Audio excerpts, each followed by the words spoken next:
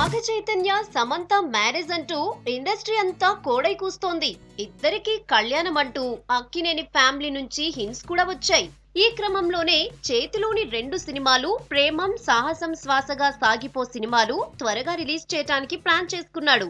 తర్వాత 2 ప్రాజెక్ట్స్ ను సెట్స్ పైకి తీసుకెళ్లాలని డిసైడ్ అయ్యాడు చైతు. ఈ క్రమంలోనే సోగ్గాడే చిన్ని నాయన డైరెక్టర్ కళ్యాణ్ కృష్ణతో ఓ సినిమా చేయటానికి గ్రీన్ సిగ్నల్ ఇచ్చాడు. ఇందులో హీరోయిన్ గా సమంతను తీసుకున్నారు. టైటిల్ కళ్యాణం అని ఫిక్స్ అయ్యారు. ఇద్దరి లవ్ అండ్ మ్యారేజ్ పై హాట్ స్టోరీస్ నడుస్తుండటంతో మూవీకి బీభత్సమైన హైప్ వస్తుందని డైరెక్టర్ కూడా భావించాడు.